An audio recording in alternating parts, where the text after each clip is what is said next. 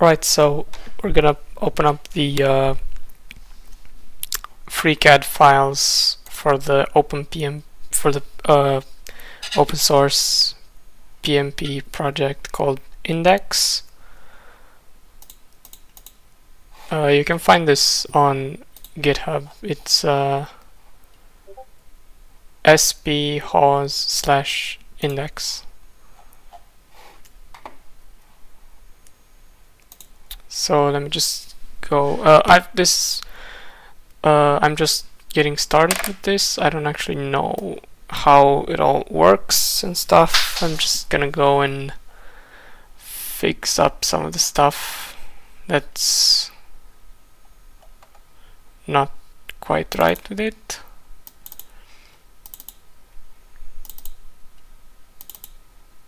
So this is the assembly file where all the components are in one place.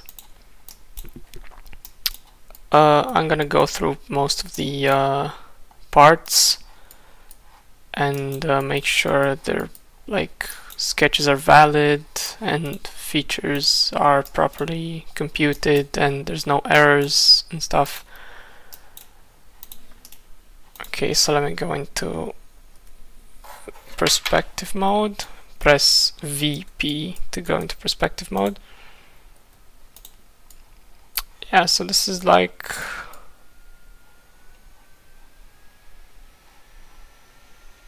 okay. So you have a manipulator head, then you have some mounting holes on this panel here. I believe this is the camera.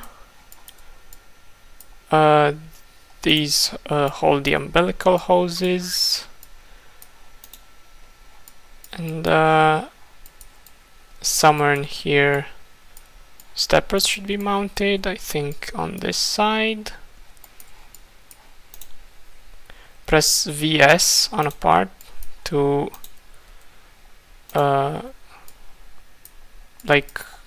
orbit around it.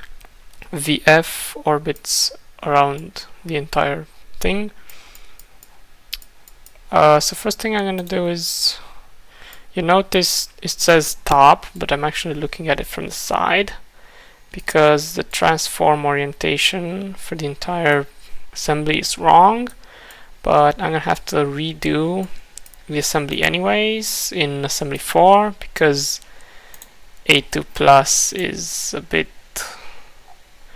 I mean, it's not useless, but it's more well suited for static assemblies and things which don't move.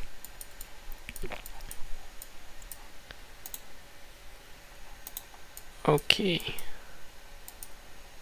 so apparently most of these parts are designed to interface with these aluminum extrusions.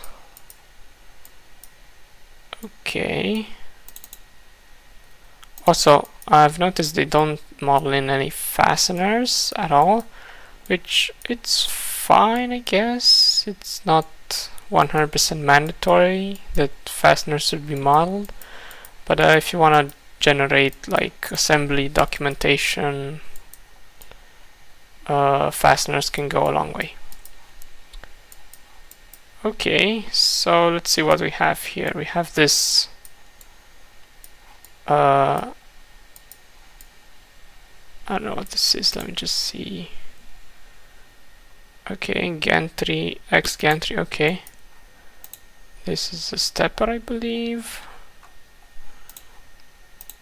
Okay, so I guess the x-axis is left to right. The y-axis is this entire thing going front and back. Okay. We're gonna open this file again a couple of times to make sure we know how it's supposed to fit together. But we should just go through the list of parts. I don't know if I can make all of them like in one sitting. So there's probably going to be a part 2 and a part 3 to this, and yeah. So let's just open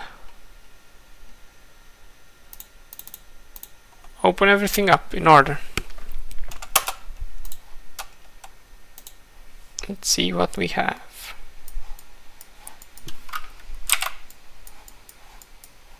Okay. So is there like 2 versions to this, or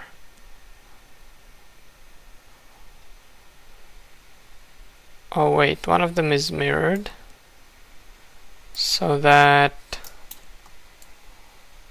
okay.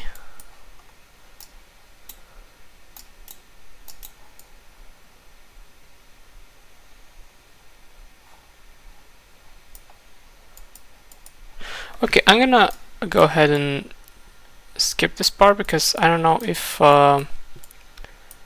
they're using this to generate 2 STLs. So because usually like there's front left, right? So there's 2 of them. So then why does front right exist? And it's only 1 of them? Wait, no. It's actually still 2 of them. Okay, this doesn't really make a lot of sense at the moment. I'm gonna have to make sure whether or not there are a bunch of differences between those files. Okay, let's just skip to something that's a bit easier.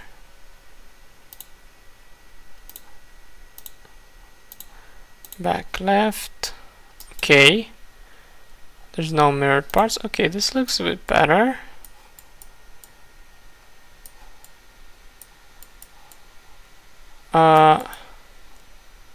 But let me do one that's like really easy first. So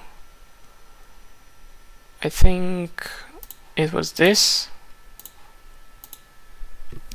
Okay, yeah, there we go.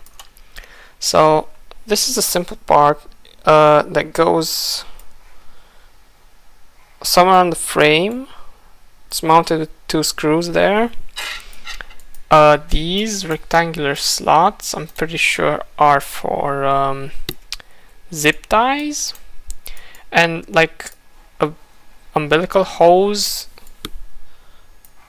goes through here and it just gets held in place so that its orientation is vertical and goes like above the machine, and all the wires and electrical stuff and go through there. Okay, so let's see how this is modeled. So we have our body. We have an origin, which is again the XY plane is here. Ideally, this part should be oriented like this. Okay. Now, first thing here is I'm not sure this is the right way to start. I mean, it does work out in the end, but okay, so I have a sketch, and yeah, when editing sketches in perspective mode, sometimes, as you can see here, if I look in a different angle, these constraints get impossibly small. So although it's more perspective mode is more comfortable when you're looking around the part, it's really recommended that you go into orthographic when you're editing stuff. So this is not wrong, but I would, okay, so these should be separate features so that you can have more control over them. Okay, okay, this is what I'm talking about. So it is important to understand the fact that the constraint solver for sketches, I mean, not only in FreeCAD, this is not FreeCAD specific. This is true for most CAD programs. So the constraint solver, the 2D constraint solver, like if I put in a arc here and another arc here, I make them tangent. The constraint solver is the thing that, okay, I have these constraints and I have to like make sure geometrically they all make sense. If I make these equal, it's gonna make both circles equal. If I make these points symmetric, I'm gonna get this S shape, and it computes everything in real time. I can drag everything around, but you have to make sure you don't make very complex stuff, because as you can see, it's not very stable. So you want your sketches to be as absolutely simple as possible. Okay, pro tip, this is something you don't see on the main page. If you go to most tutorials, you're not going to see this. Selecting from left to right selects everything that's bounded. If you want to grab a point, you do this. Selecting from right to left, it doesn't matter if you go up or down or reverse. Selecting from right to left selects everything that's included, like everything that's touched by the selection. Okay, so I'm going to delete that. These constraints are a lot.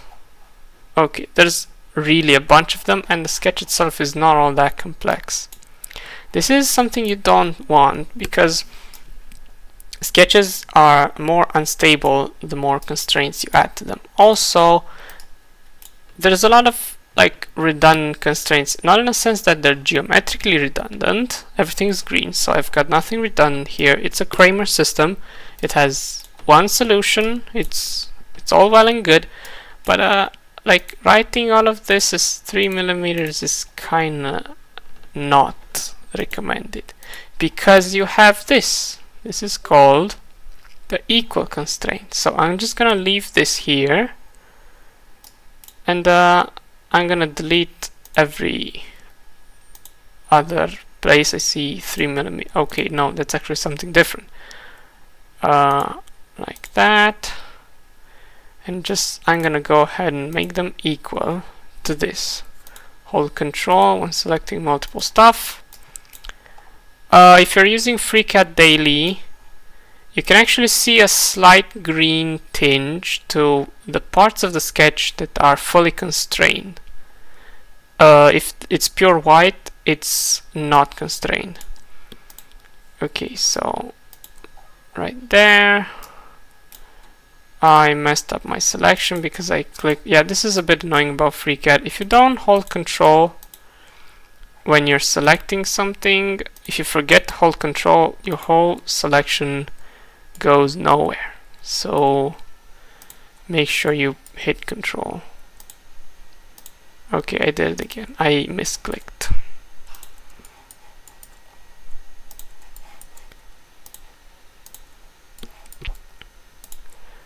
Now if I press E, it's added the equality constraint. One of them was actually not. Okay, so I'm going to go Control Z. I think I've selected that one by accident.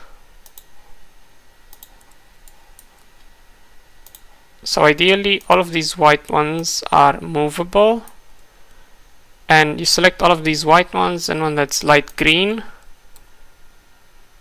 and it should work. Wait a minute. Okay. If I delete this. Okay, but that's not actually what we want, because The way this is made is, I think they have vertical constraints between the points themselves, and that's not good. Ideally, you would want to define like ghost points, like ghost constraints like this. You don't really know which one goes from where to where. So best practice is to make a line and like make it a construction line. Construction lines are usually blue. For me they're gray because that's how I've set up my UI. And just make a point on curve constraint, which is Shift O, this one, and then make the line itself vertical. That way you can clearly see what point goes to where. Okay, so that's that sketch. Let's just unhide all the sketches so we see how everything is constructed. Then you have this. Okay, that's okay. So whenever you have to do this on your model, something's wrong. That's not how this is supposed to work.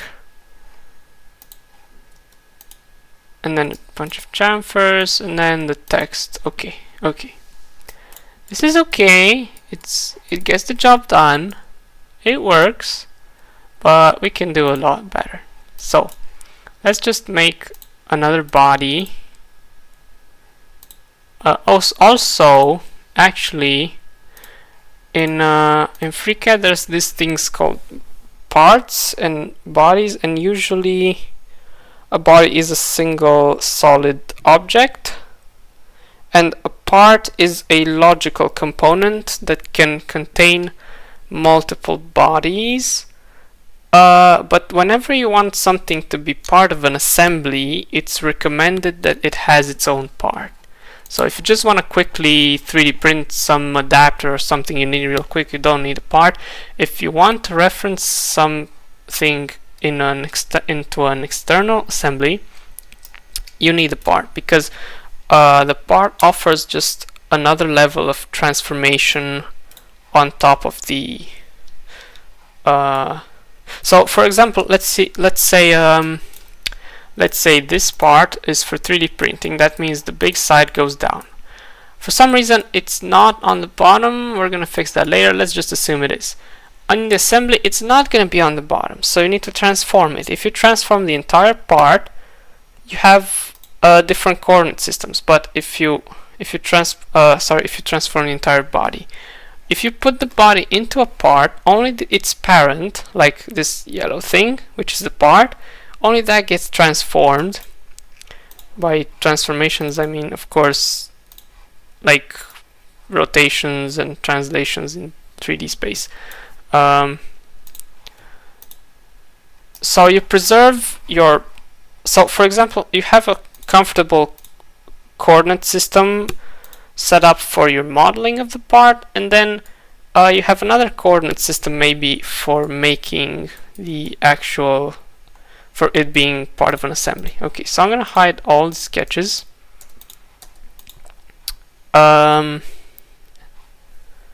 Okay, now I'm just gonna go transform this and make sure it's lined up properly.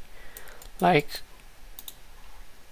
the flat plane should be along the global XY. Notice the coordinate system of the part also rotates because it was made in the wrong orientation.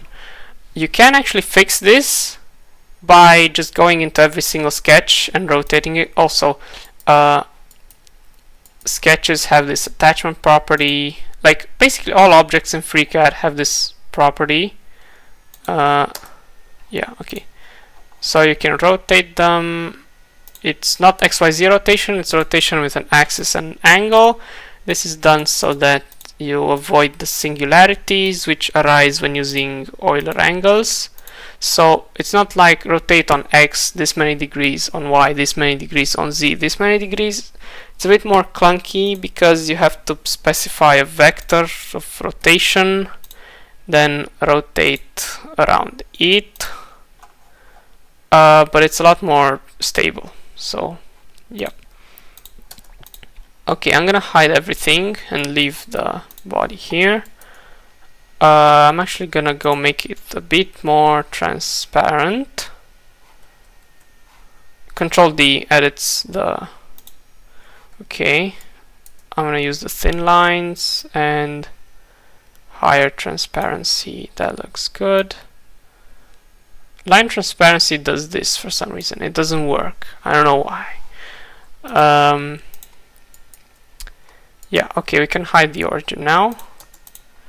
And now we're gonna add in a new part. We're gonna call it... I like the nomenclature for parts to be like something you can address in the assembly, so let me just... Okay, I thought I can F2 and grab the name from that to avoid typing it. So frame umbilical mount.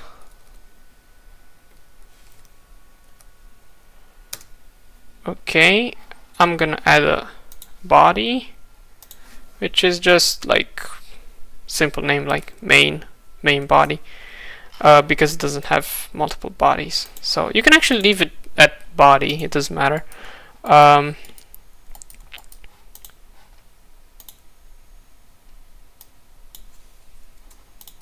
Okay, so adding a sketch on the XY plane. Now, okay, it looks like I'm gonna have to transform the origin. I wanna change the origin to be here. Because having an origin that's not part of the object, that's an empty space, is not very handy. Oh, okay, I can actually change it down there. That also works. So I'm gonna go to the body, right click, transform, increment 5 millimeters.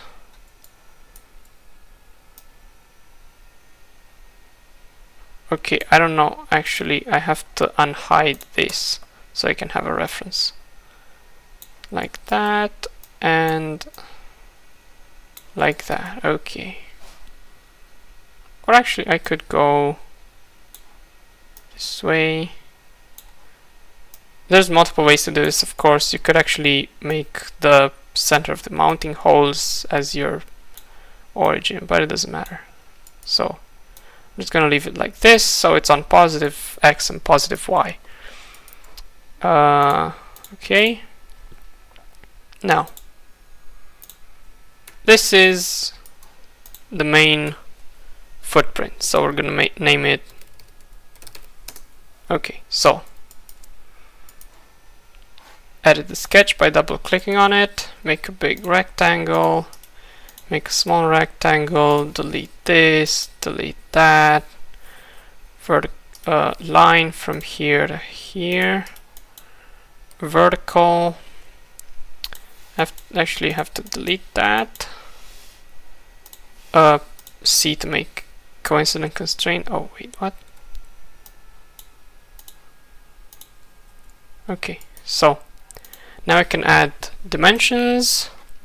I don't actually know what the dimensions are. I can measure them, but if I just make it kind of close, I can guess. So it's 70 millimeters. I'm gonna constrain this point to the origin. Also, to avoid looking through an object's all entire details, you can just clip everything to the sketch's plane. So it's much more simpler. I'm gonna carefully drag everything where it needs to be. And just... Okay, 75? No. 74. Okay.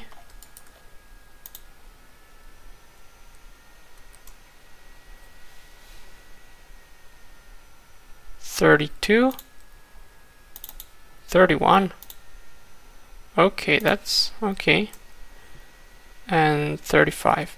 You can, of course, you don't have to all eyeball this. If you want to get an exact measurement, I'll show you how. You use these things. They're probably somewhere else. You can, you can edit the toolbars. If these don't show up for you, you need to go into part. Then they'll on 100% be there. But I have them here because I've customized my. Okay, so you press this button, and you can pick a point and another point, and you can measure. Okay. What if I want to measure to this point?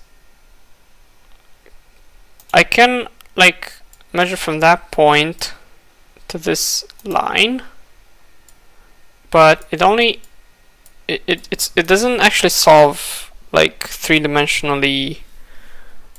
It doesn't actually have a constraint solver. So all it does is just takes the minimum distance between 2 points.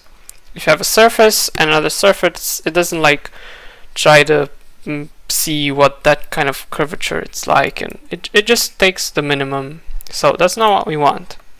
But you have press this button to clear everything. You can actually toggle deltas, horizontal orthogonal dimensions, sorry. So if I measure this again, it's tilted. We don't want that. That's probably an irrational number for all I know.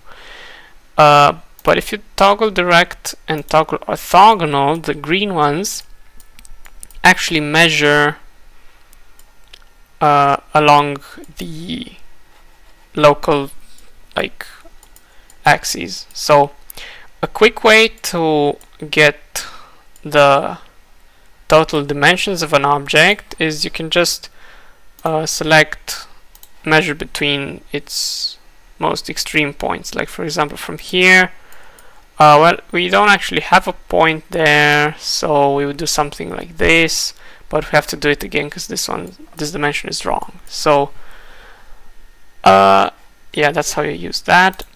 But if you have to be careful. If you choose a circle, it's not going to measure from the center. It's just going to find the shortest, the minimum distance. If I do from this to this, okay, I'm going to have to toggle direct on that one. See, it doesn't go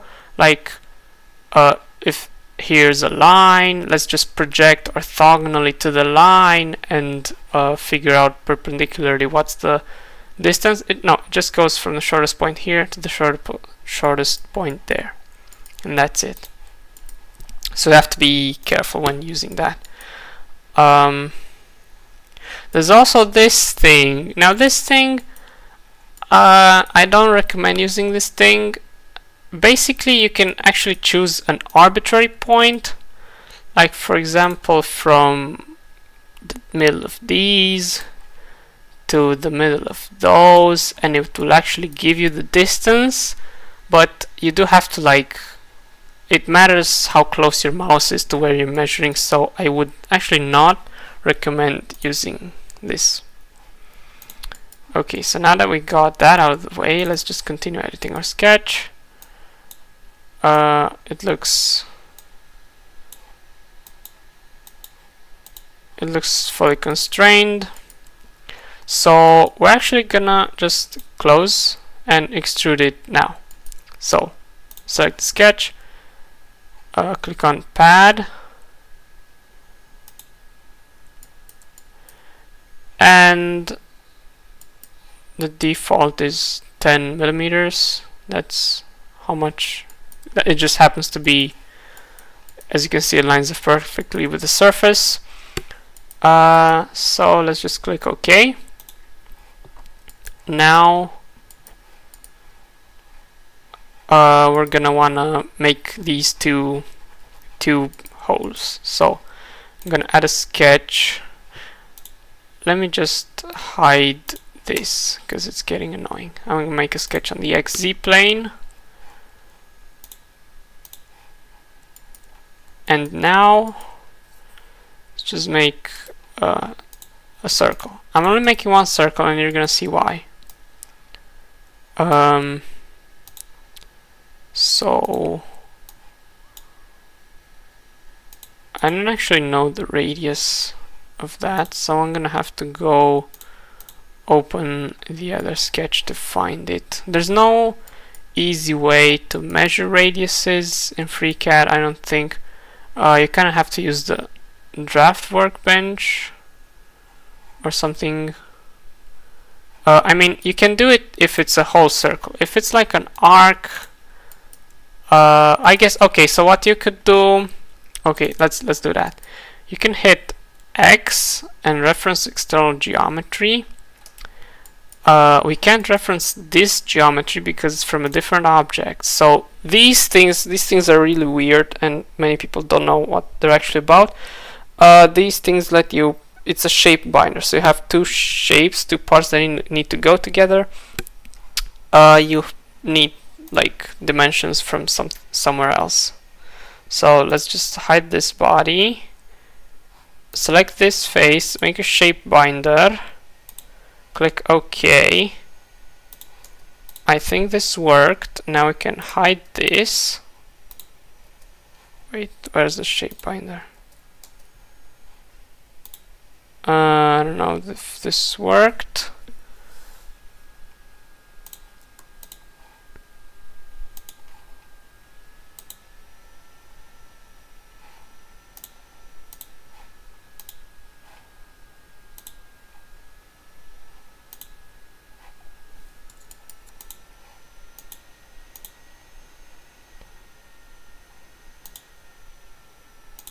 Okay, that's a bit weird. Is it because I can't recompute it? Okay, so if I go ahead and delete that feature, does it work? Okay, never mind. Yeah, let me just open up the sketch and see. Diameter is 25 and it's 20 millimeters from the left side. Okay, and it's I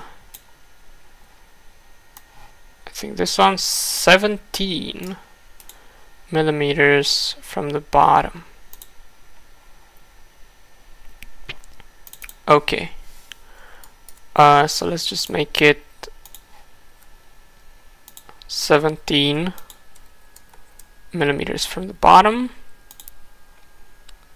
25. If you press Shift R, it's just gonna default to radius.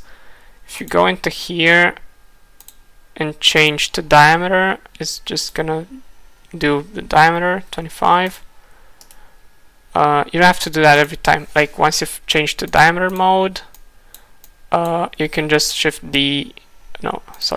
R, and it's already gonna be diameter. Okay, so now we make this 20. Yeah, when establishing positions relative to the sketch origin, it's considered good practice to just use the lines. Like make a Shift D, just a length on one of these constraints between the point and the line, instead of using like Shift V and Shift H, which are these ones for the point. The reason for that is if I make a point and I do Shift V to make a vertical constraint and I do 30, it's okay. If I go ahead and delete that and I move this object, like if I move it somewhere, wherever, press here Shift V 30, it's just gonna go exactly where it's supposed to. But if I now put it here and Shift V 30, it's actually gonna go on the other side. So vertical and horizontal constraints don't preserve sign. So it's not recommended to use those for positioning stuff relative to the origin, because you basically have 4 different solutions for your constraints, and basically the initial conditions define which one of those 4 solutions you're gonna get. Now usually nothing breaks if you do that, it's not that terrible, but there's always a chance when you make a really big change further up the tree, you're gonna wish you used. So like if I just make these, like there's only one solution, so there's no, like if I just type -17 here, it's gonna go on the bottom. There's no ambiguity. Okay, so that's there, and yeah.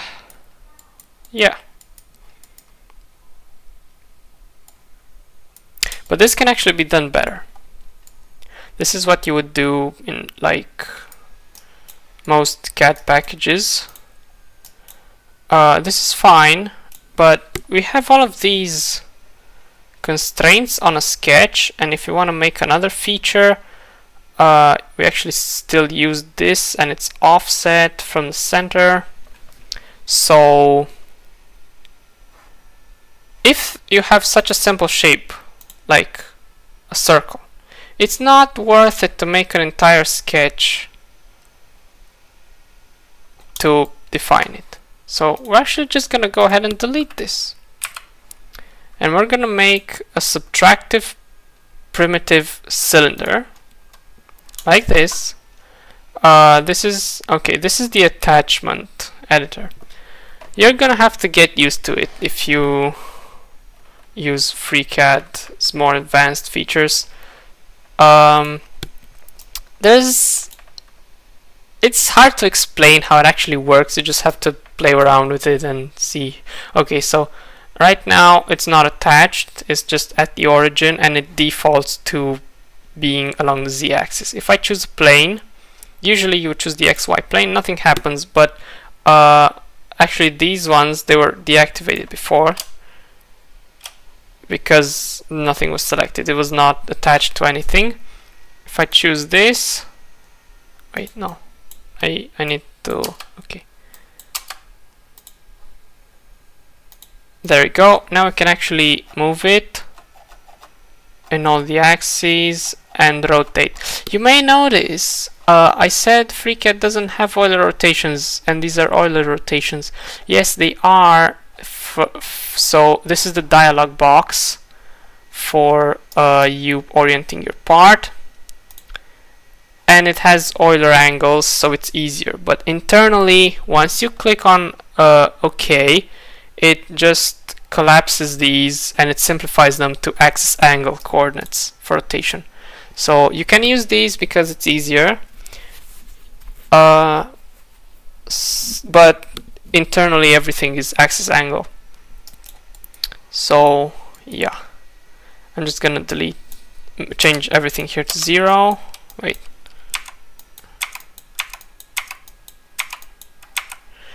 So we choose the XZ plane. Okay. We want it to go in the other direction, so flip sides. Okay. And now this is the Y direction, and we choose 17, I believe it was. In the Z direction we don't change anything. In the X direction we have to go this way, -20, and just change the radius to,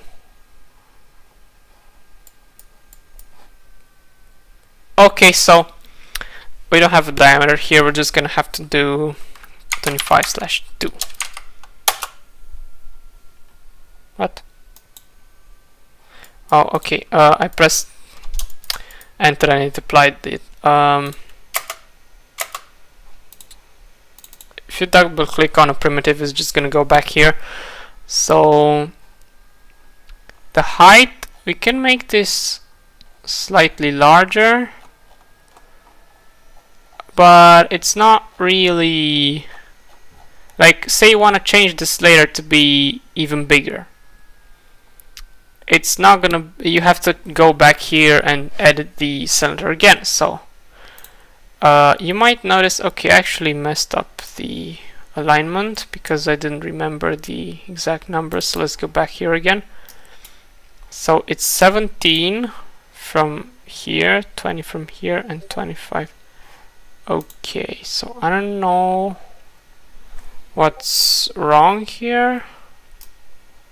Let me just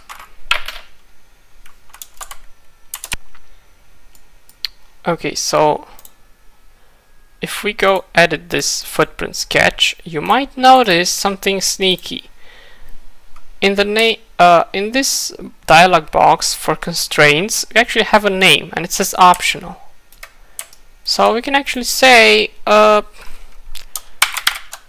I like to name these a simple name so that I can reference them easier in the okay, it's actually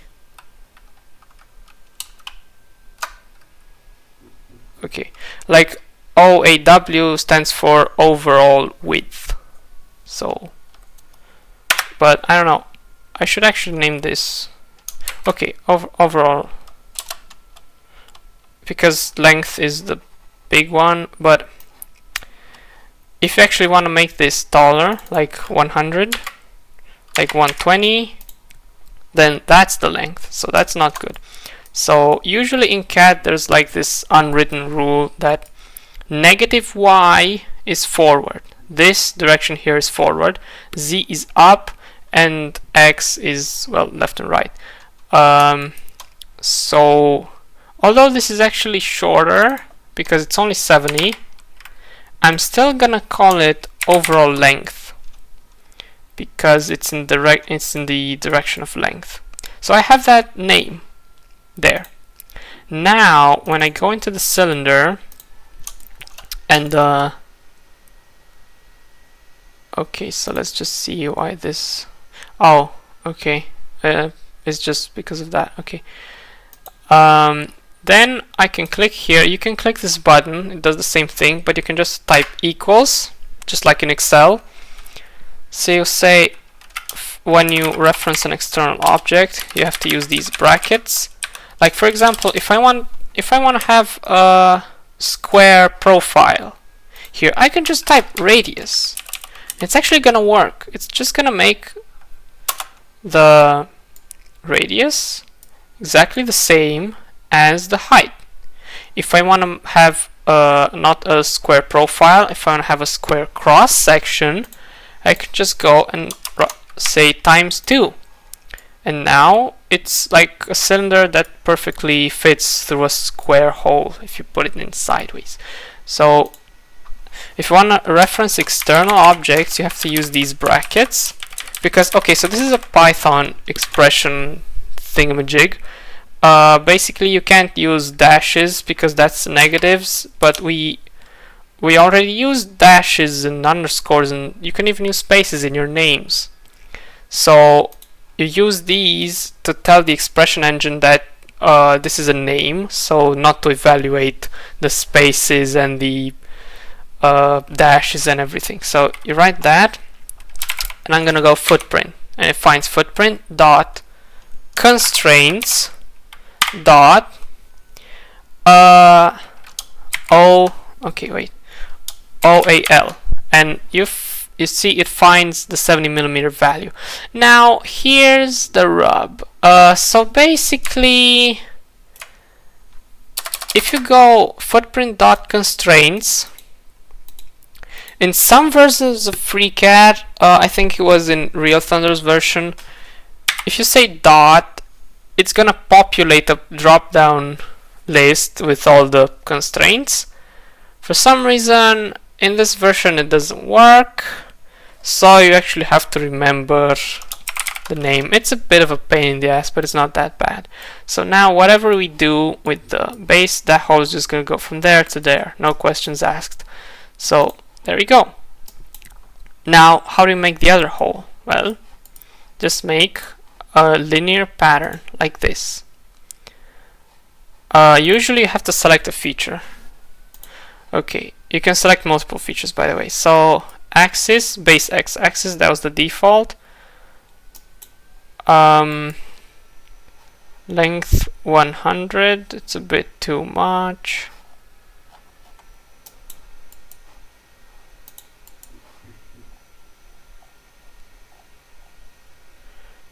Okay. And there we go. It's 35. If you remember in the sketch, there was 35 in between them. So, yeah, there we go. Click OK. Now comes the tricky bit, because we want to make these holes. We don't want to make all of them. So this is why this method is okay. I mean, we just did that. Let me just hide it. So this is what we've made. Because each one of these is a separate feature and you can easily move them, like independent of each other. You don't have to go and open up sketches and compute the sketch results, and it's a lot faster like this way. You might not notice because the computation time is basically instant now. But if you have a large assembly and you want to edit a part within it, or you have a more complex object, you have to take care of these things, especially in FreeCAD, because a lot of FreeCAD is based on Python, and the thing about Python is it's not terribly fast. So if you make sure everything is nice and efficient from the beginning, you're gonna thank yourself later. Okay, but now we have these two, right? But we don't actually have the square bits. So we actually only want to model one hole. We could do this with a subtractive box, but let's just make a sketch because it's a bit cleaner. So I don't actually remember what size they needed to be, so I'm gonna go in here and wait, I have to, yep, I'm gonna go measure them from here to here. 6, okay, so I already know that one's 3. Okay, so 6 by 3. Okay, close everything. Because later we could like, okay, figure out we don't want these to be boxes, we want them to be like slots or something. So for something like that we want to make a sketch. So let's make a sketch. Now I'm gonna do something weird here, and actually I'm just gonna go R is for rectangle, make it symmetric around the origin point, and just make this one 3 and this one 6. Okay, now why did I do that? We're gonna see why. Because I don't want to have to position this relative to this whole thing here. So what I'm gonna do is basically when people want to make a sketch in FreeCAD, you can do this. Select a face, then add a sketch. No, you can't do that. That's a different object in here. You can like select this face, so long as it's a flat face. If you select this, it's not gonna work, obviously. And make a sketch on this, and like make a bunch of like holes in here, turn into Swiss cheese. My computer is gonna die when I pocket those. Okay, it's not okay. FreeCAD is slow, but it's not that slow. That was an exaggeration. Yeah, but this is actually don't do this. Never ever do this. Not in FreeCAD, because it's just gonna break the instant you change something that's higher up in the tree than when you added this. So let's do that again. If I do that, it doesn't matter what I do here, it doesn't matter. Basically, okay, I can't even do that because I would create multiple solids, because that one's gonna just tear my body in half. So, okay. Yeah, I'm gonna pocket that. Okay. If you change anything, literally anything that's above this thing within this object, the whole thing is just gonna break. Nothing's gonna work anymore. So don't reference generated geometry. Only reference geometry that you put in. Like, for example, if I want to make a sketch that's a layout, you can actually use sketches and not make features with them. You can just have a sketch that has a bunch of guidelines and you reference those. So don't do this. Now, in order to avoid doing this, you just add a sketch and mount it to one of these planes. Okay, but what if you want to have a sketch that's tilted? Like it's not orthogonal.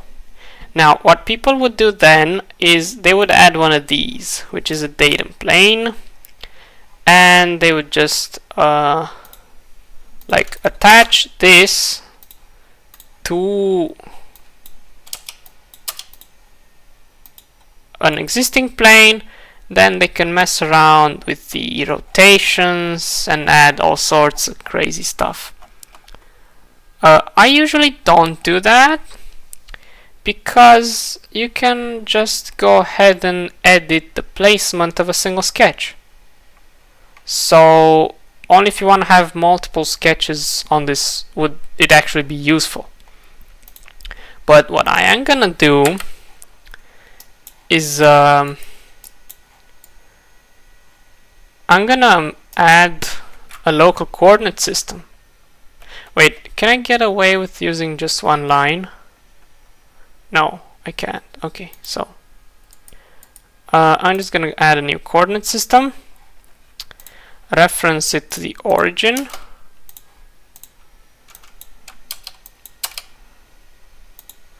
okay, and now I want to make it so it's right in the center.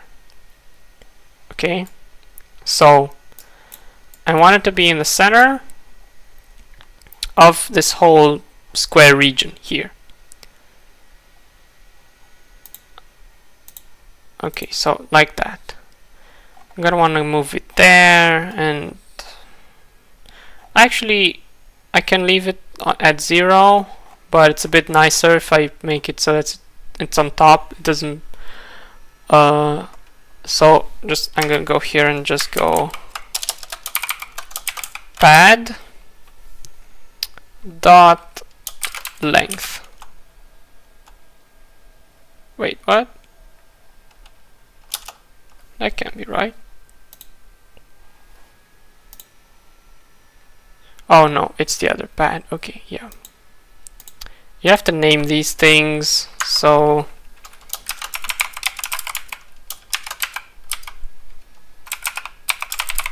I like to name my features with capital letters and my bodies with capital letters and the parts with like lowercase letters. So then I'm gonna go footprint extrusion length. That's gonna put it right above there. Now what about the XY directions? We don't know, but we know in the Y direction we have the footprint, like footprint sketch dot also sketches in lowercase letters, constraints dot OAL /2. It's smack dab in the middle. Okay. Now we're gonna go into this and also name this. We can't call it OAW because it's not the overall width. So let's just call it I don't know, top width. I like to use like what it is before. I like to use the adjective after the object, so because then when I need a width I can just type width, and then it makes sense if you think about it, because like say I have a lot of constraints, I have radiuses and widths and lengths, I can just type that first and the autocomplete will complete it. If it actually worked, it doesn't work at the moment, they're gonna fix that. So I just go width top. Now top here doesn't make much sense because that's not the top of the object, this is the top of the object, but this name is not global. This name only exists within the scope of the sketch, so it's on top of the sketch, and that's fine. So we're just gonna click close, we're gonna go here, and in the X direction we're gonna go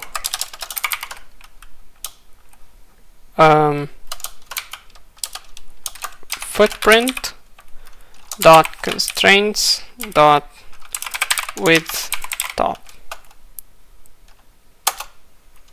Okay, /2 of course. Now we have that. Now I want to show you how I'm gonna make all those holes. So zip tie hole.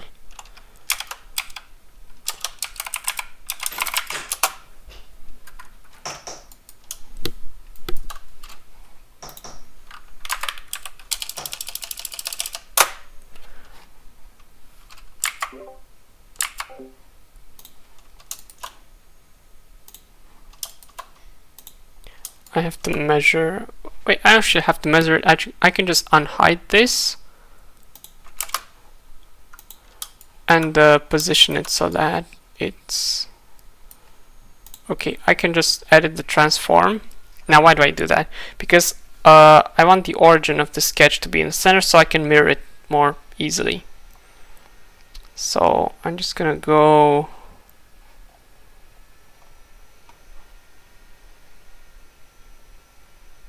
wait, actually now I realize I need to mirror this 3 times.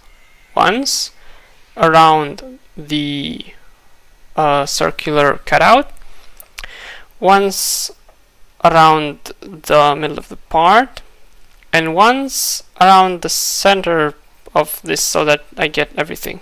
Like if you think about it, it's 8 of these. Every time you mirror it, you get double, so 2 to the 3rd is 8, so you know you need 3 mirrorings. So this cylinder here, you might notice I keep making stuff and deleting them. That's because I want to prove a point.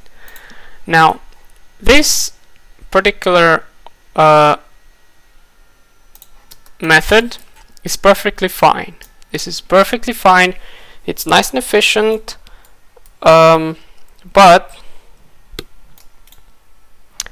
these holes actually depend on where the circular cutouts are. So when we move these, we don't want the holes to be independent. We want the holes to move along with them. So what do? Well, okay, so in FreeCAD, this is a bit of a problem because you can't actually suppress features.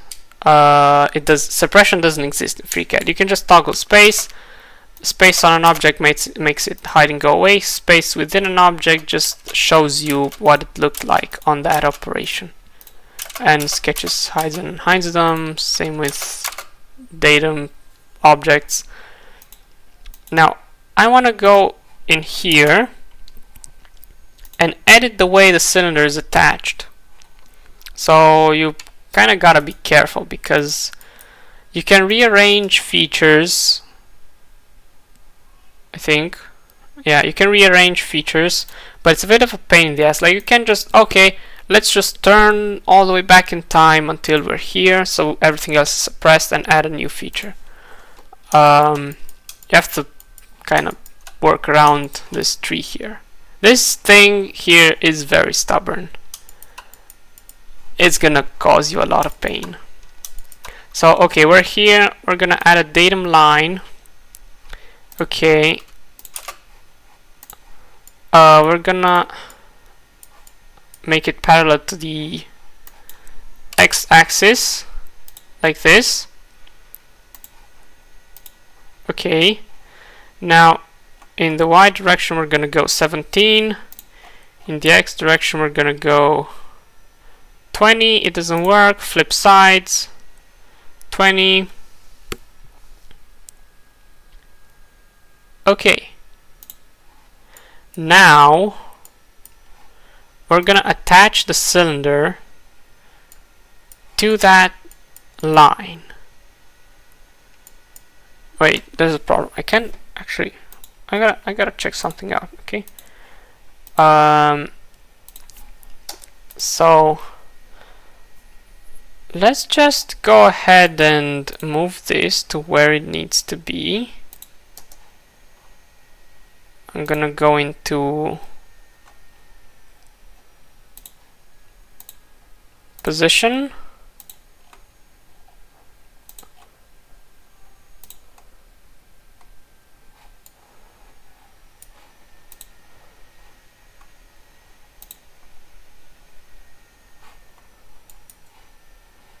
Okay, I think that looks about 5.5. But just in case it isn't, let's just measure it. So I'm gonna hide the sketch, and let's just measure between this point, and let's just go with this line, because we only care about the green ones, like this one. Okay. It's 3.5. Oh wait, no, I've almost bamboozled myself. If I choose that, it's gonna pick the shortest point, which is not on this line, so that's not good. I needed to choose, because like points are kind of hard to select, so I'm gonna choose that point. Wait, I can actually just go ahead and choose these two lines. Okay, that also works. But if I choose that line and that line, it's gonna pick the shortest point, which may not be in here, and the orthogonal dimension may not be what you want. So 4 millimeters, that makes sense. Why is it 0.5? Because that's the way I chose to make the sketch. Like, if I can just go ahead and delete this constraint, the symmetry constraint, the sketch is now free to move. If I make this the origin,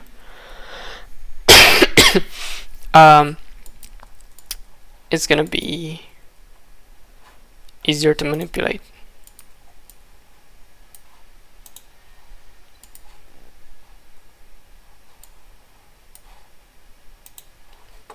Also, 1, 2, 3, 4, 5, 6 is the orthogonal planes. So 2 and 5 are top and bottom. 1 and 4 are front and back. 3 and 6 you don't use as often. They're right and left. So we're just gonna go 5 and make sure this sketch is where it should be. And here I put in 3, no, 4. Okay, that makes sense now.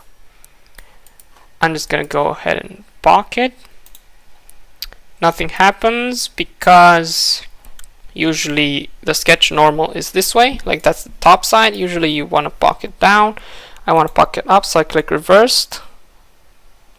It's only 5 millimeters. I want to go through all. And there's our pocket. Okay. Now, one thing about FreeCAD is multi-transform, like you have patterns. If you want to pattern, like say mirror something, and then you want a polar or linear pattern, that is not going to work. Only additive and subtractive features can be patterned, which is a bit of a problem. For example, if you have a Boolean operation, you can't pattern that. You're going to have to go into the object that you want to make a Boolean of and pattern that. So, yeah. So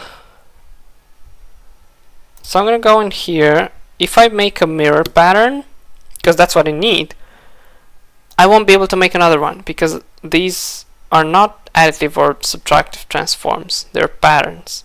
So I need to choose this. Like if you want to make a mirror and then decide you need another mirror, you're kind of screwed. You can't do that. You have to think ahead of time, oh wait, I actually am going to have to need to mirror or do pattern this again somehow, and this is why the multi-transform is there. So I'm just gonna choose that. Of course I need to choose a feature. Okay, so I'm gonna go zip tie hole.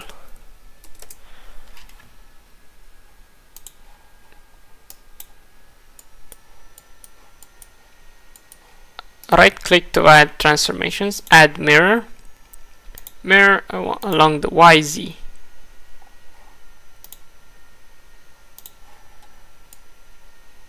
Okay.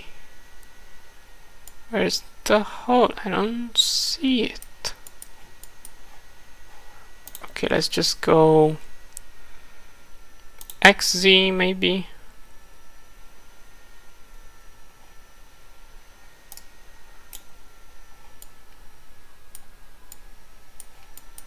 Okay, that's a bit weird. I've never had multi-transform features fail on me before. I'm gonna have to see what's going on. Oh, okay, it just didn't update. Okay, it's fine. Everything is fine. Edit. I'm just gonna want to go with YZ. Oh, it didn't show up in YZ because like that's the plane and it patterned into nothing. Okay. Can I select this reference? No, I can't. Okay, because it's a line. Okay. Here we do actually need a datum plane. So we're gonna add a datum plane. We're gonna have to add 2 datum planes actually, because okay, so gonna go here. Also, XY does nothing on the datum plane because it's a plane. Like it's not a rectangle. This really is an infinite plane, but only this much of it is shown. It's actually, I think it's the bounding box, the rough bounding box of your object times some 25% or something. If you make a bigger model, this is gonna appear bigger, so that it doesn't just take up your entire screen. So only the Z direction matters. So we're just gonna go 20. But we want this to be the same. Okay, I clicked something I shouldn't. So this should be 20. Okay. Okay. Now we have that. But now the datum line, we have a redundancy because I've told it here you have to be 20 and 17 away.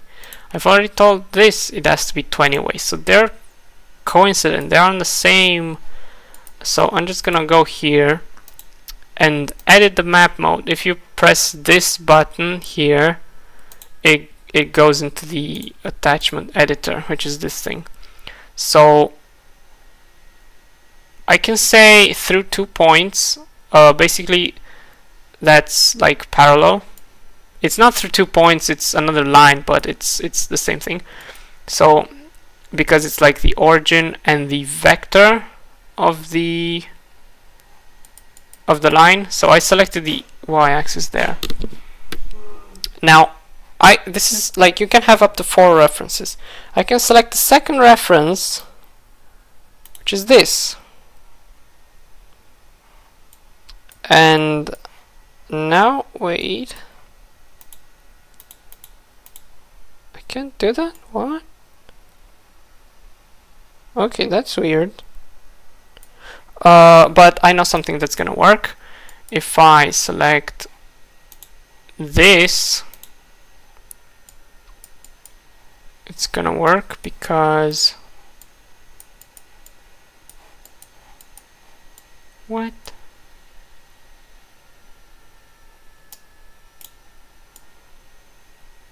Like, it should actually figure out that these are 2 planes and I want the intersection. I'm not sure why it doesn't do that. Okay, this should not be happening. If all else fails, this is what you have to keep in mind about FreeCAD. If all else fails, expressions are gonna save your ass. Like constraints solving, like this thing, it didn't figure out I need it to be parallel to this line and on a plane, or between the intersection of 2 planes. Like that's features and stuff they're gonna probably add later on. It's not a finished software package, but whenever you have something like this, and this happens a lot in FreeCAD, math expressions are gonna save your ass. Like for example, now I know I want to get the position from that plane into this line. How do I do that? So I don't have to type 20 here. Wait, what?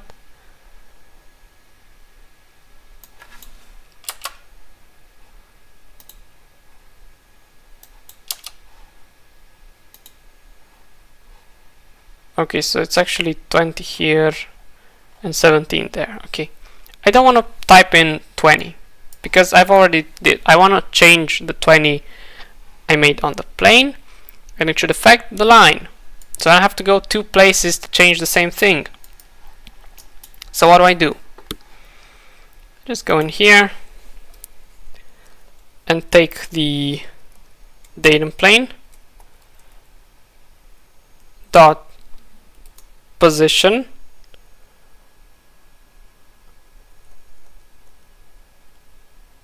wait a minute.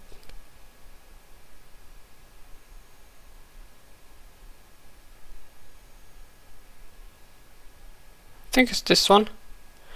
Dot position. Okay, this is actually not an attribute. This is a vector. If I say position of 1, okay, in it's 0 actually means the first element. Wait a minute.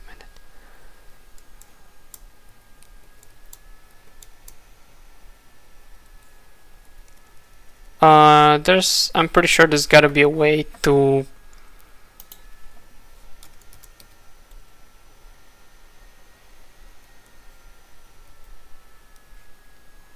address that.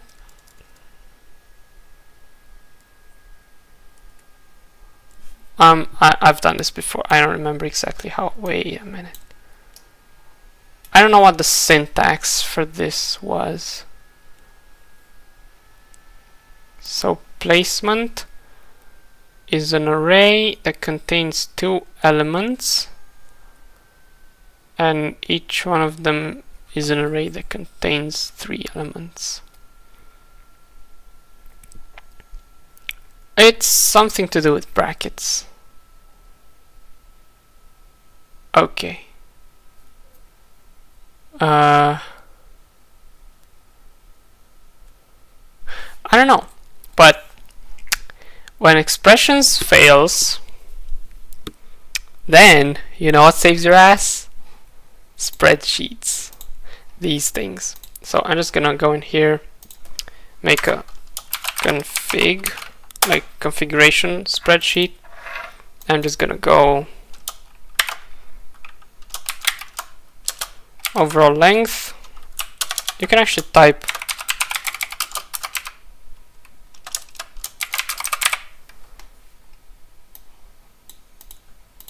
and just go like 70 millimeters. Click on it, go to the alias OAL. That's what you're going to use with your expressions. Now I'm going to go hose diameter, and that was 25. Now I'm going to go here and make an alias for it. So let's just call it umbilical. It's fancier. What? Okay.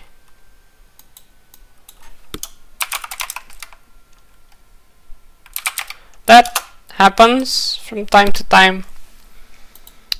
It's not very polished, this spreadsheet. You can see I have a dark theme going on here, and I can barely read this, so yeah, it's not very polished. But if you use the default thing, it's okay. Okay, so now what do I need? I need the offset. I need this thing that's 20 millimeters. So I'm gonna go with umbilical horizontal offset 20 millimeters. I'm gonna go alias offset umbil H. I'm gonna go with umbilical vertical offset, and I'm gonna go with 17 millimeters. I'm gonna go with offset umbil V. Okay, now we're gonna go into footprint, change this so it's equals config dot OAL. Notice this is still called OAL, so the other reference is not gonna break. Yeah, driven constraints turn purple. They by default turn orange, but I've turned them purple because that's how drivers in Blender look like. So we don't actually have a config for that.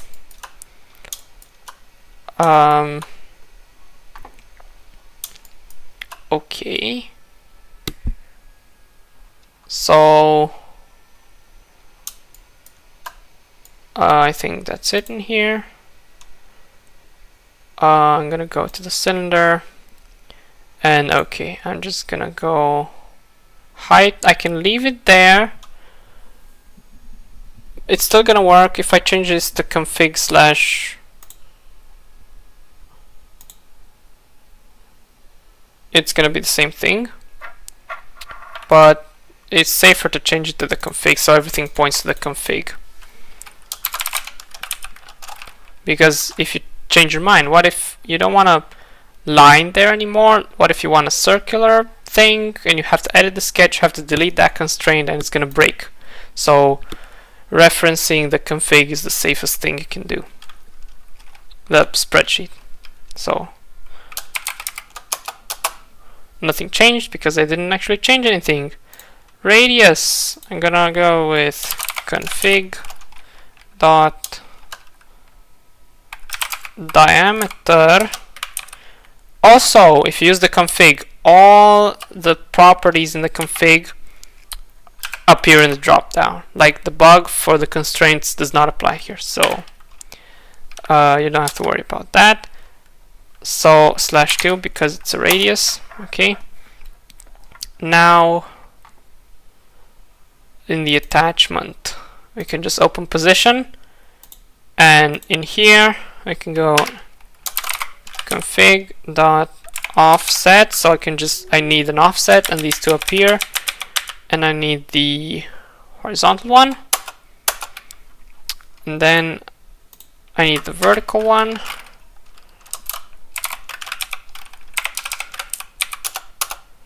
Okay. Now everything's gonna change. And we don't need the datum line anymore. We don't need it. Okay.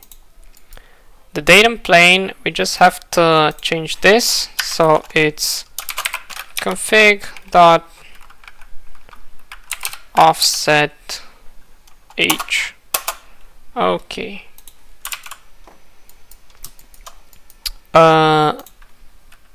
Actually, the LCS would have been pretty useful, but I can't actually mirror around, like I thought I could mirror around the x-axis, but I can't.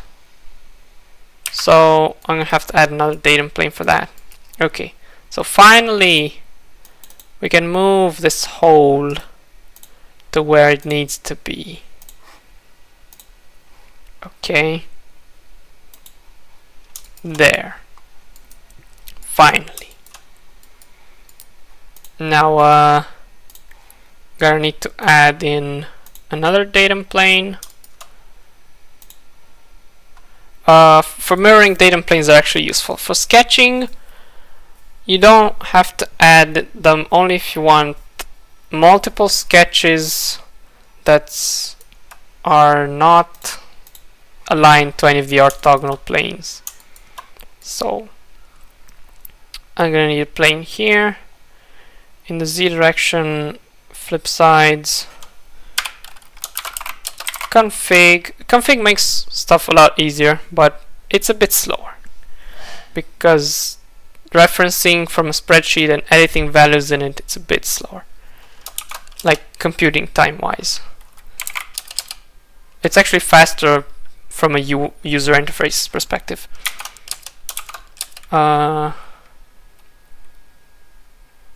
OAL/2. Okay. Now we need another one. That's gonna be... Wait, we don't need another one. Okay, I know what to do.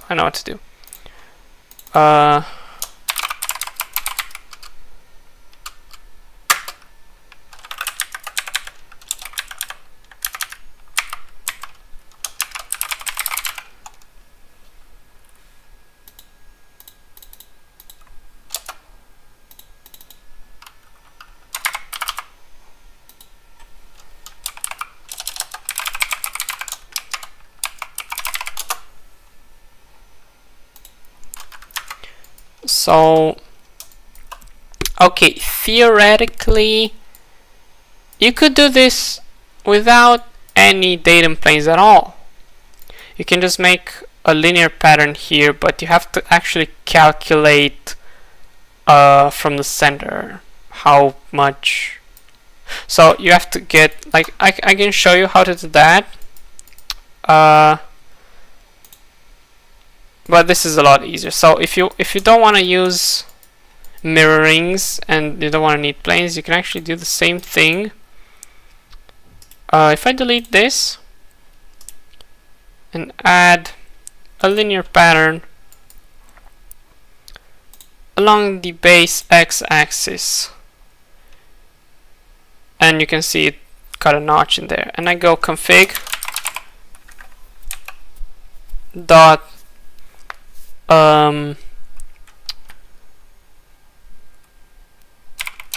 offset h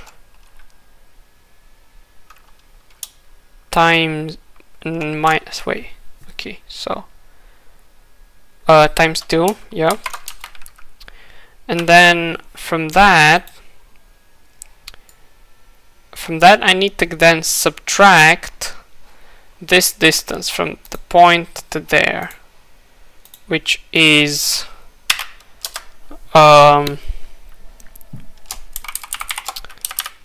which is zip tie hole with the small z dot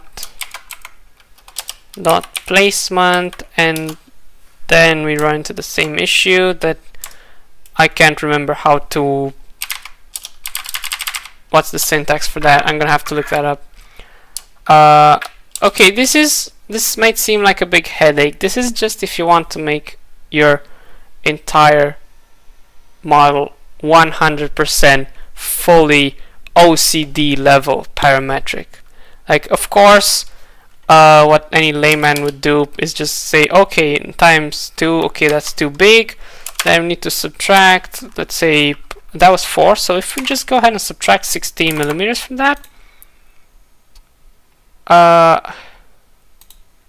maybe it's gonna work. Wait, no, okay, 8 millimeters. Okay, not quite. Also, we need to subtract the 3 millimeters. That's the... Okay, so now it's perfect, but you have to go in here and change this 3 millimeters every time you want to change stuff in here. So when you want to have complete parametric, you can just insert numbers. So I'm gonna delete that. Add the mirrored, select reference, this, okay, right click, add mirrored, select the reference, that, and then I have to add linear, add linear, base X, and in here I want to go with config dash umbilical distance. Okay, there. Now it's perfect. I can hide these because they're a bit annoying. Now I need to go into the linear pattern for the cylinder and make sure I tie this length. If it's white, it's unparametric, like you can just scroll on it. If you tie this to the config,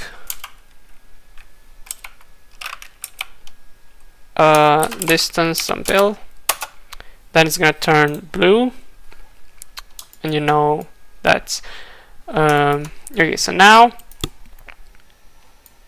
if I go in here and change stuff, it's gonna work. If I choose the vertical offset to be 10, okay, it cuts it all in half, so that's not good. Let's just choose 16. You have a much larger cutout. If we choose 20, we're gonna have a small cutout, so 17 it is.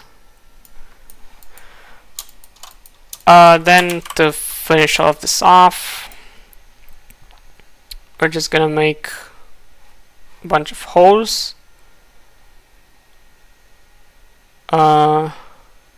Sketch XY. Okay. Now I'm just gonna make something there. I'm gonna unhide this so that I know where it is. This actually doesn't, we're gonna use the hole, we're not gonna pocket this. I can make this as large as I want, it doesn't matter. Let's go with 5. That seems about right. Is it 6? No, is it 5.5?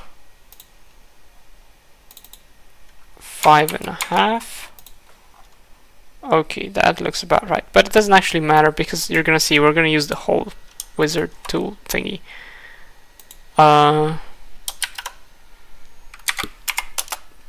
So that's 10.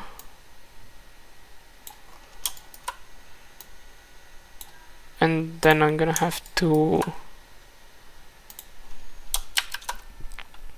okay, 9. I could add this to the config as well, but for brevity reasons I'm not going to do that now. Okay, so close the sketch and I go with hole mounting, so it's mounting hole. I can actually go in here and okay. So a nice thing about FreeCAD is if you rename a sketch or something, the expressions are not gonna break. They're gonna be fine. Okay, wait a minute. Are these wrong? Are these actually not symmetric? Okay.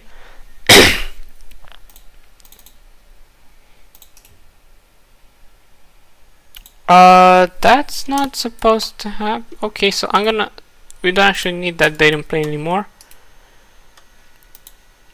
I'm gonna delete, add another linear pattern, this time along the y-axis, and we're just gonna guess how much that is. So unfortunately you can't measure stuff while a task is active. That's a bit of a problem with FreeCAD, so you have to close it, take this, that point,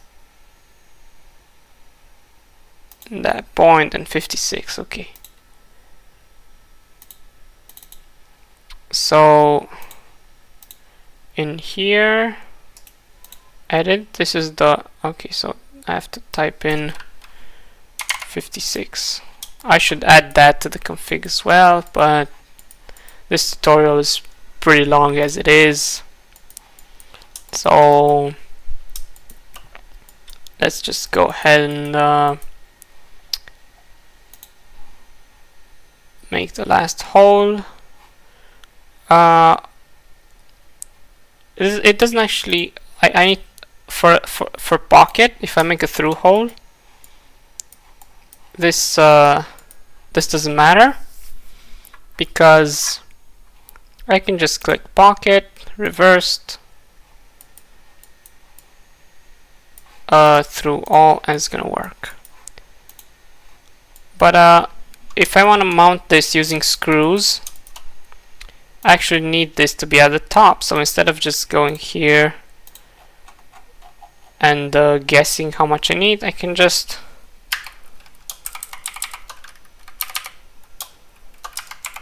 footprint extrusion dot length.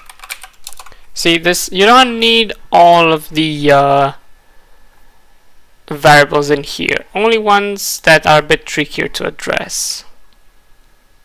So yeah,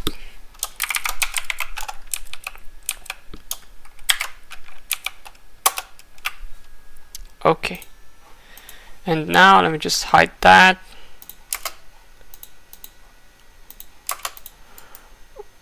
We're gonna add a hole using this button.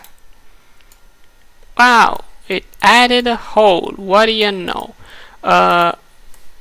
Initially it's gonna follow the original profile, but then you can actually say what type of hole do you want. So if I go isometric M5 hole, it's just gonna make a metric M5 hole. I can choose threaded or unthreaded.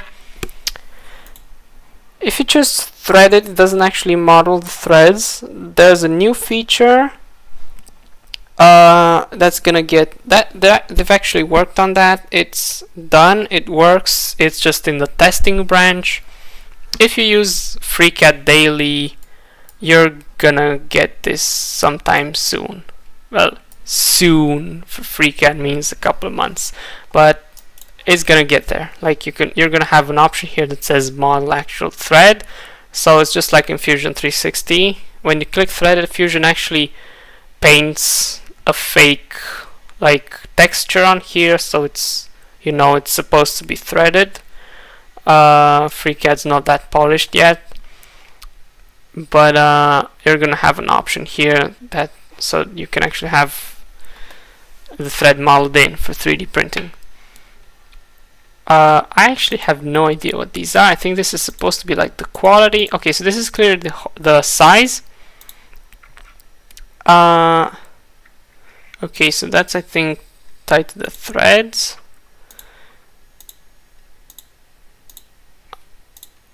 So you can change the clearance, and you can go also, if you use a dimensioned hole and put in a smaller diameter, you actually notice it's not going to have a flat bottom by default. It's going to have a 118 angle to it, the dihedral angle, because that's the standard for drill bits, and you can actually change this. So this is actually much easier to manufacture, because you just gotta drill and just boop, and with a lot of holes you can drill this for normal like milling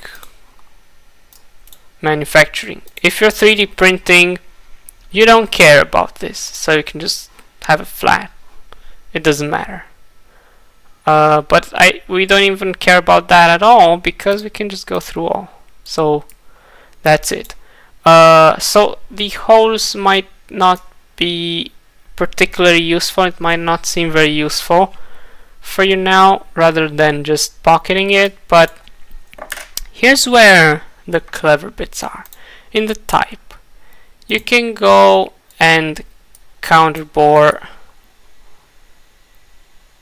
and countersink, and you can change the size automatically without having to chamfer this. You can chamfer that, but chamfering is a bit of a dangerous operation in FreeCAD.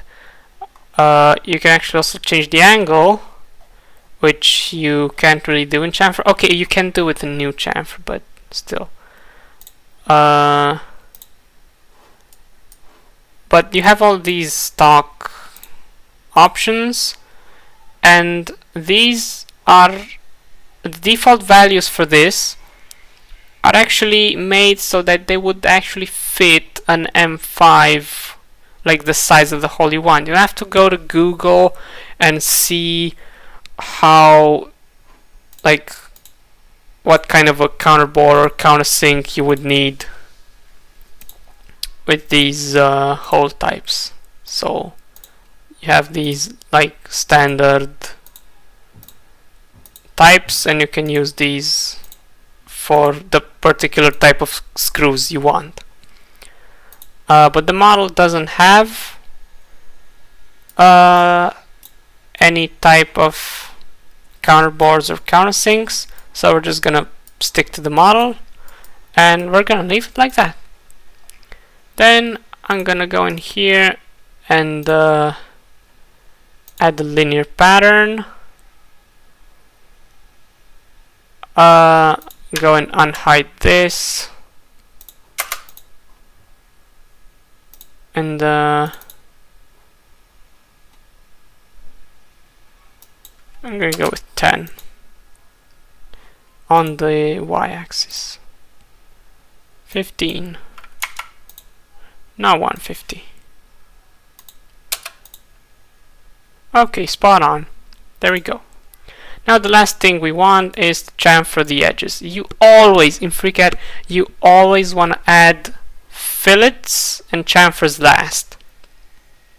And drafts and shells. Not necessarily in that order.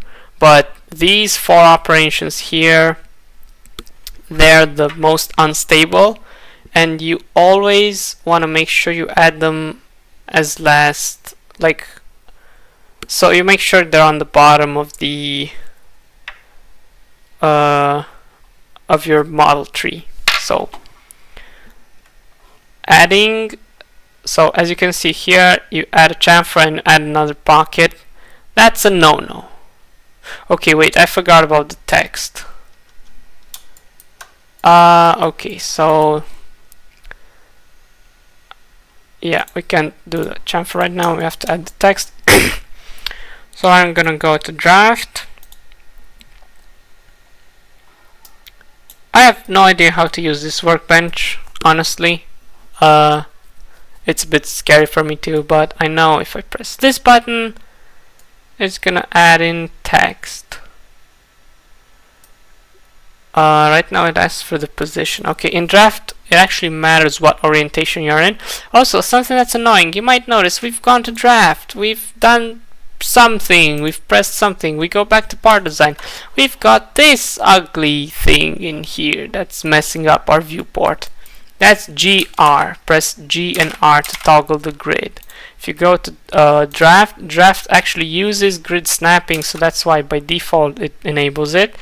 And it matters the way the orientation in which you look at the part. So if I have to go here, there's a button here that reorients the working plane to the... Is it this one? What does this do? No? Okay, wait. I'm pretty sure one of these buttons... Okay, this one. It's just... Okay, so we've selected the top working plane. Wait, I think I can actually...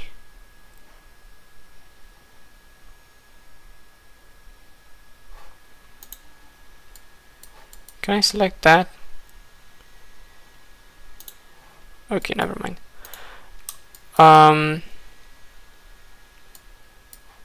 We can edit the transform later, it doesn't matter. So we're just gonna go shape string.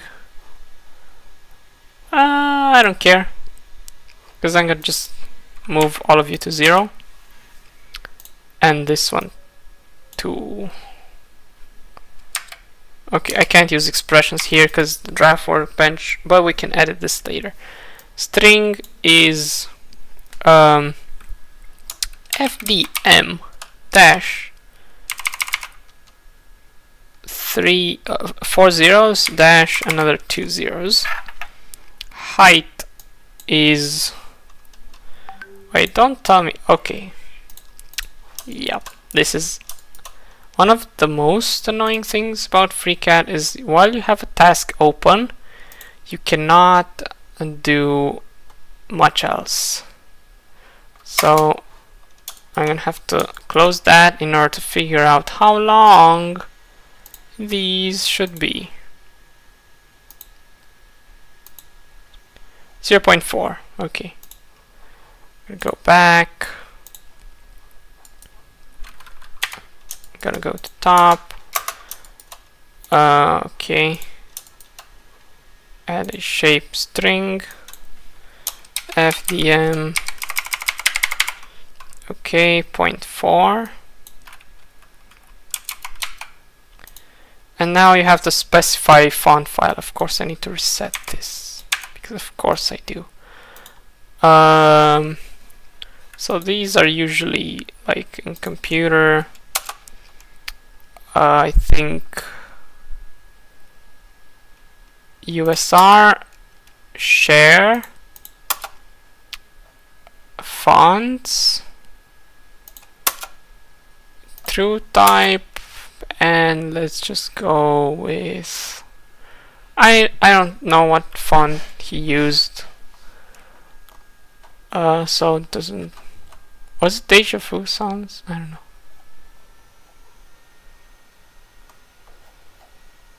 Okay, fuck it, let's just go with the Ubuntu font for the memes. Ubuntu Medium, okay.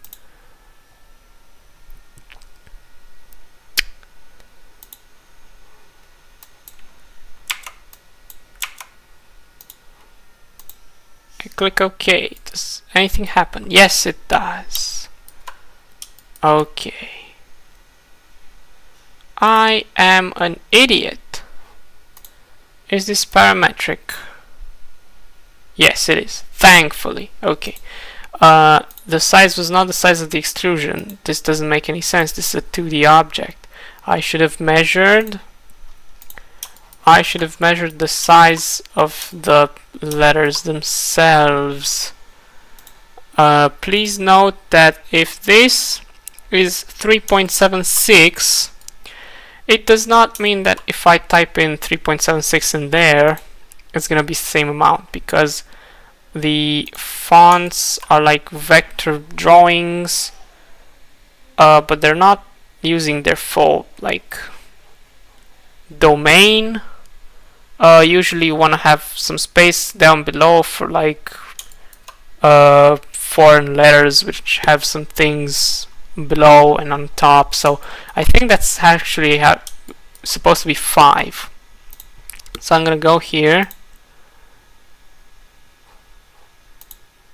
Wait, why can I do that? I have a task. Okay, of course I have a task. Yep.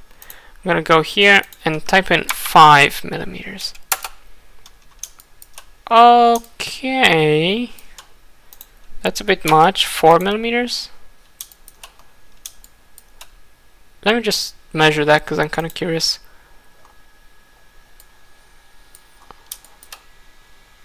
From that point to that point, I would be surprised if it was 4 millimeters. Yeah, it's not. Okay, it's larger. So it's larger than the domain, okay, I don't know. Maybe this is measuring the horizontal size. I don't know. Fonts are usually measured in pixels, you know. So trying to make a real world object out of a font, not the easiest thing in the world to do. I think this is right. So I'm just gonna go with map mode and bind it to my so as you can see, it's inside the part, but I want to actually take it inside the object. So I can encapsulate it, so now it's treated just like a sketch. Now I want to use the map mode of the body. There we go. Now I can use offsets. I can just go to attachment, position, Z. It's footprint extrusion dot length,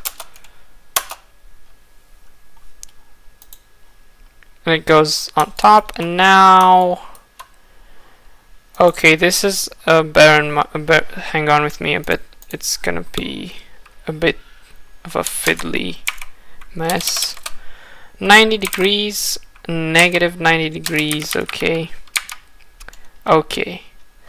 So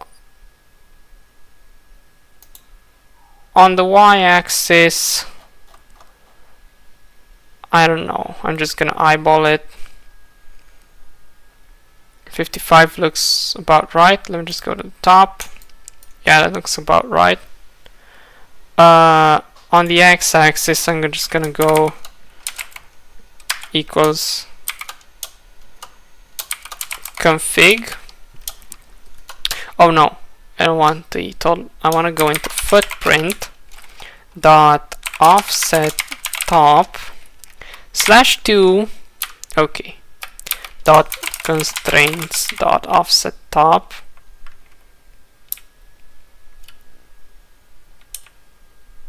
What? Footprint dot constraints dot. I think I must have misspelled it.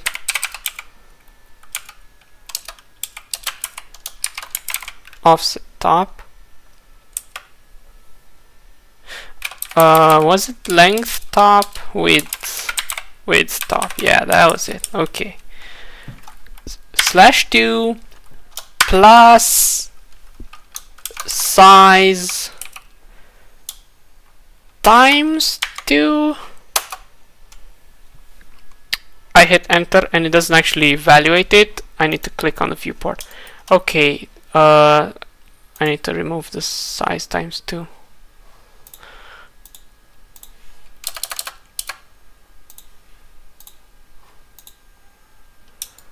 Okay.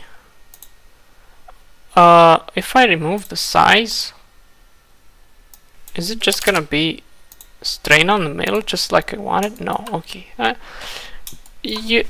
So I don't know where the origin point of this font is, because it's probably not there. It's probably like I don't know how fonts work, but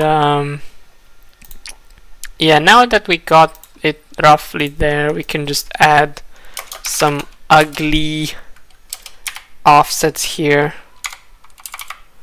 So let's just do that. Okay, so that was not very elegant, but it gets the job done, and it probably would have worked perfectly if I knew what font he used. So let's just hide that back, go back to here.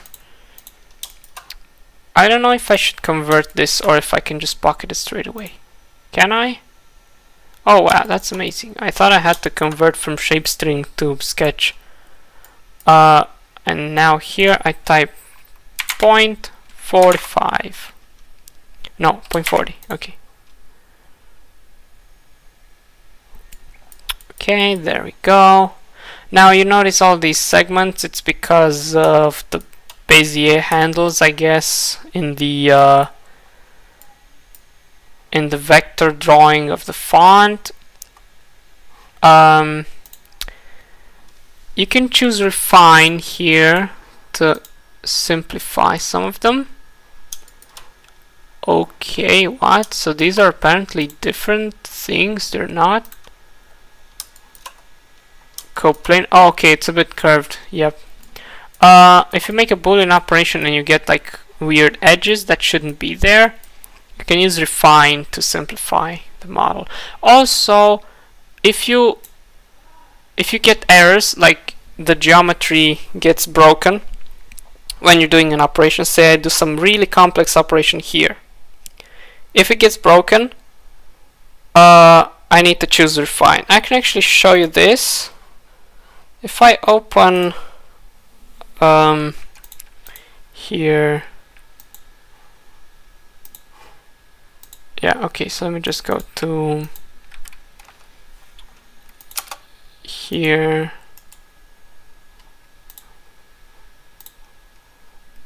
into projects, in here, I don't know, I can't remember which one it is. I think this one, the original one. Yeah, okay, so I have that, and it's broken. And I did a couple of stuff, and basically, if you go and choose true on the refine of the revolution, and on this, it should work, I think. Wait.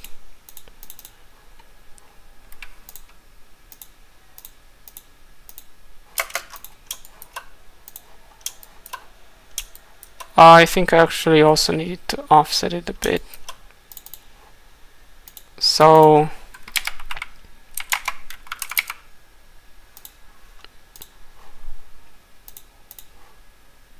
as you can see now it works, but I don't know if it got fixed in the meantime, but I'm pretty sure when I first modeled this, if I press that to false and recompute, it's not gonna work.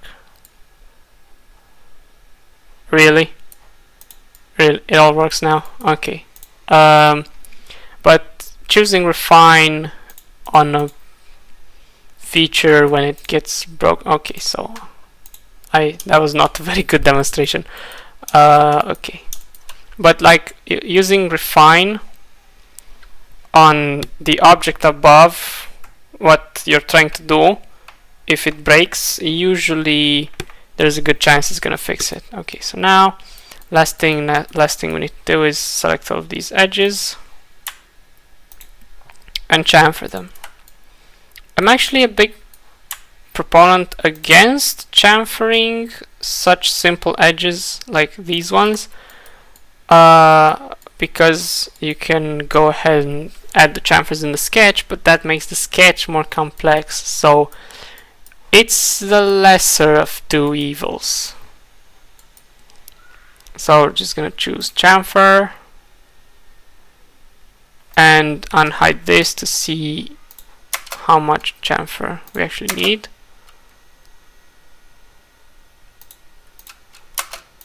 Okay, so apparently I think 2 millimeters. Yep, that does it. this is a pretty new feature. You can actually set the angle of the chamfers, but I found this to be pretty useless because you can't control which way it goes. Like, for example, if I want to make this like sleeker, so just like that, see, I want to make this 60 degrees. It's gonna work there. It's gonna work there. It's even gonna work here. But then down here, it's reversed, and you can only change all of them at once. If you choose flip direction, I think, yeah, it was intersecting that, and it got broken. I can flip direction, but this one is still, like, I can't individually flip them. So I would have to chamfer that edge separately, but you can't predict which of the edges are gonna get chamfered in the direction you want and which of them don't. So if you want to make a cutout like this, it's easier to just make a sketch with two triangles and just pocket that instead. I found it's easier. If you need something more complex than just the standard chamfer, you basically have to do it yourself. Fillets actually work really well, on the other hand. Okay, so it's 2 millimeters. Okay. So this is more or less spot on, except I don't wait. File not found, Deja Vu Sans bold. Wait a minute. So it was Deja Vu Sans. Okay. I think we can make this so it's exactly the way it was supposed to be. Deja Vu Sans bold.ttf. Hit F5 to recompute.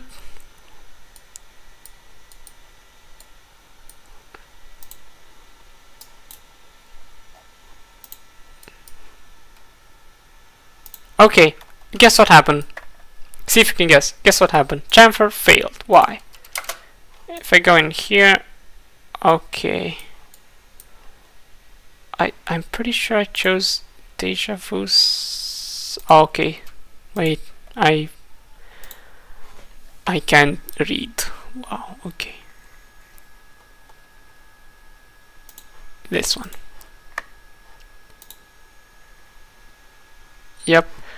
And I want to make the size. I think 5 is gonna be too large. Yeah, it should be 4, I think. Messing with text engraving is always kind of messy. So yeah, it is what it is.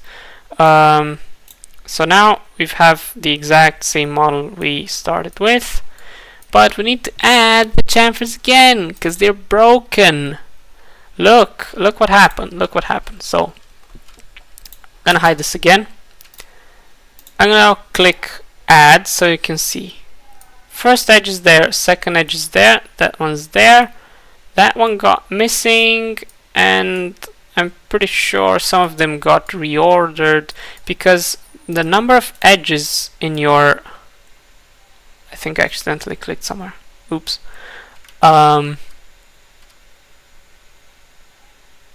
So okay, you can see these two now, I think.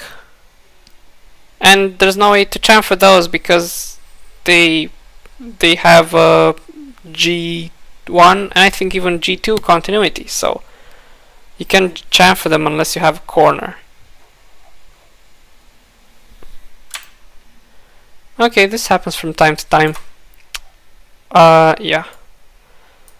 So I'm just gonna have to remove everything. Hold shift, remove. Oh wait, I can just hit delete.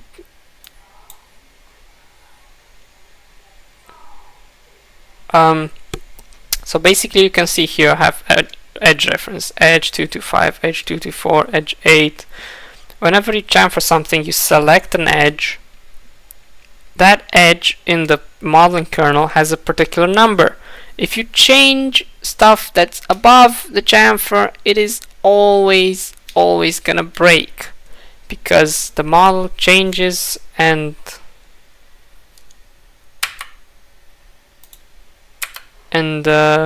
only bad stuff happens.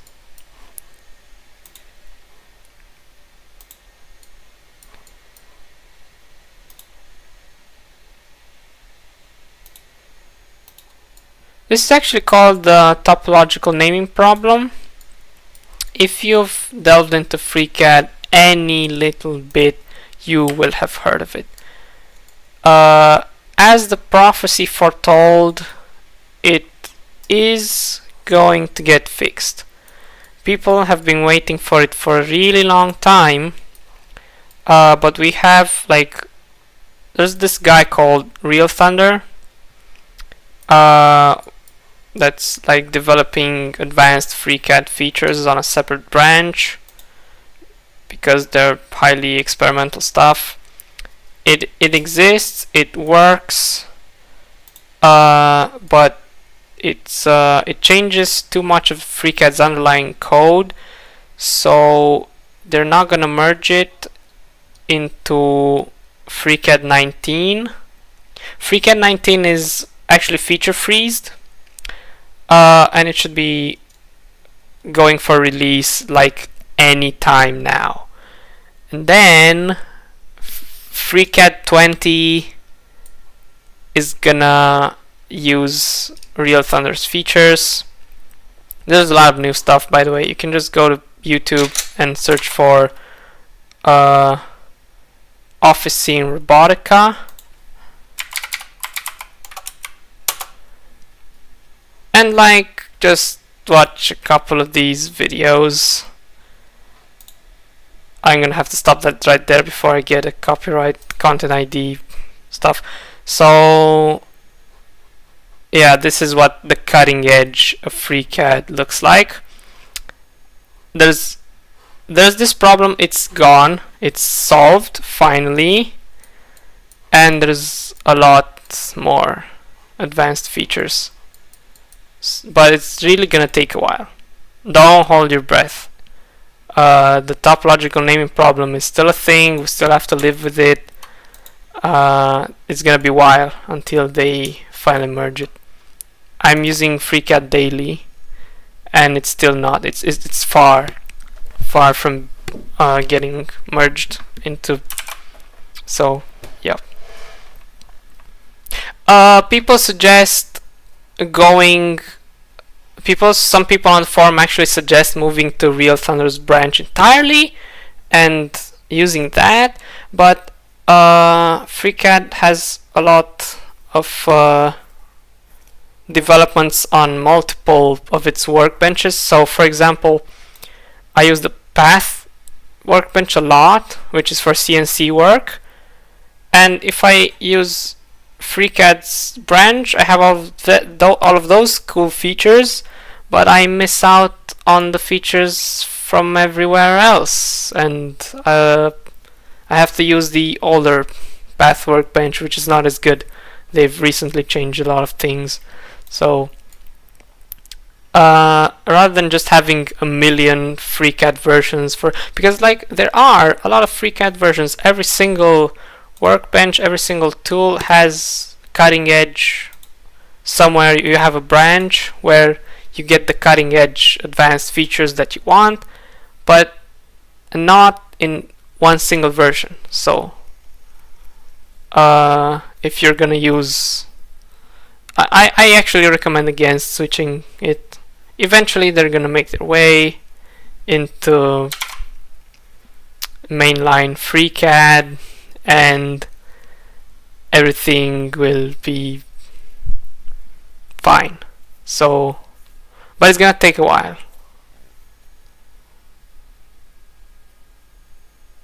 So I mean, yeah, that's it for this video, I guess.